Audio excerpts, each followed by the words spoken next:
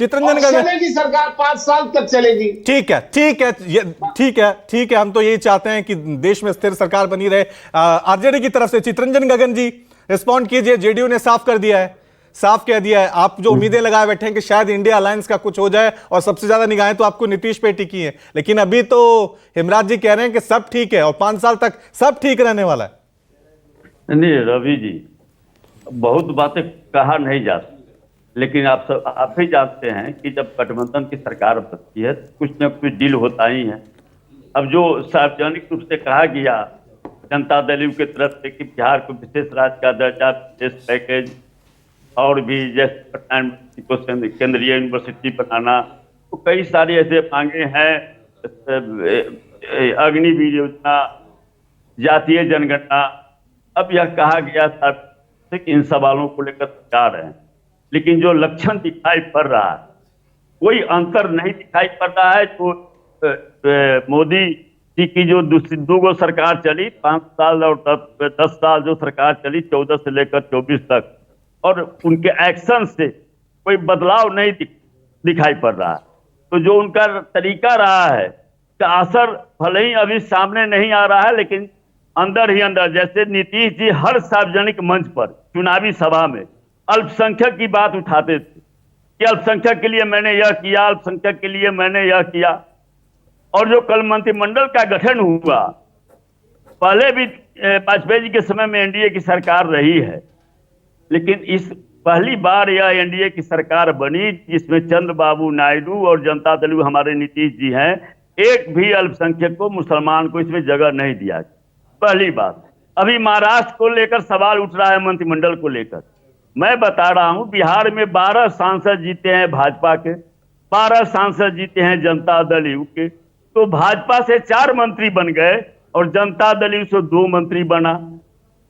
अब एक और चीज मैं बता रहा हूं, जो 2 मंत्री बने जनता दल यू से, उसमें कर्पूरी जी के, जननायक भारत रत्न कर्पूरी जी के लड़का को, रामनाथ ठाकुर जी को मंत्री बनाया गया, राज्य मंत्री बनाया गया।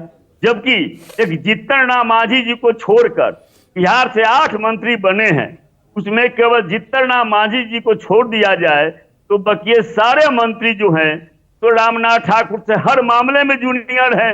रामनाथ ठाकुर 1988 में एमएलसी बने, 1990 में जो है सो बिहार सरकार में मंत्री बने, 2 टर्म से राज्यसभा के मेंबर रहे, कई टर्म में विधानसभा विधायक रहे, एमएलसी रहे, इनके एनडीए के सरकार में मंत्री रहे। लालू जी ने सबसे पहले उनको एमएलसी बनाकर, पहली सरकार जो लालू जी की बनी थी 1990 में, उसमें उन्होंने मंत्री बनाया, और उनको आप जो है सो स्टेट मंत्री बना रहे हैं, वो भी जो है सो स्वतंत्र प्रभार नहीं। तो ये सब बातें हैं, ये सब बातें हैं। फंक्शनिंग में मोदी जी का कोई बदलाव नहीं आया है।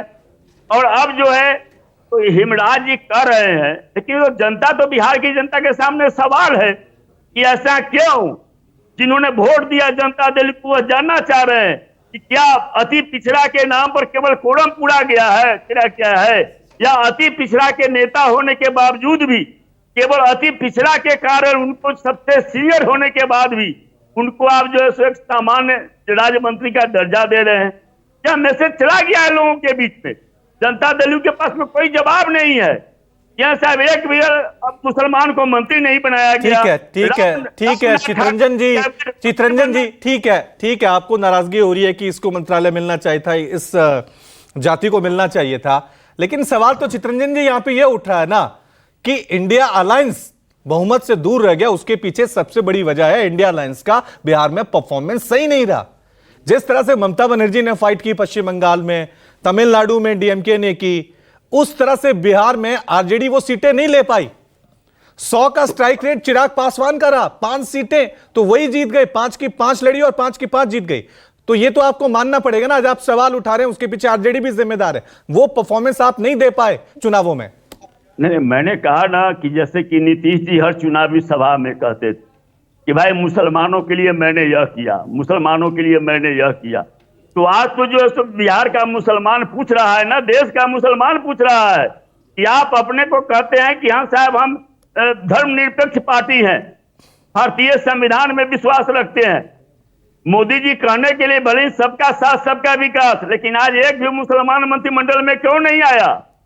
आज तो बिहार यह जानना चाहेगी ठीक है, ना ठीक कि है, नहीं, मैं कि रामनाथ ठाकुर को जो है सो ही ढंग से मंत्री बनाकर जलील किया गया अति पिछड़ों को। ठीक है, तो बिहार ठीक है। को विशेष राज्य का दर्जा कब मिलेगा? ठीक है, ठीक बिहार है, को विशेष पैकेज कब मिलेगा? ठीक है, जातीय जनगणना कब होगी? ठीक है, ये सवाल आप उठाएंगे, ठीक है, इसका जवाब जल्दी मिलेगा।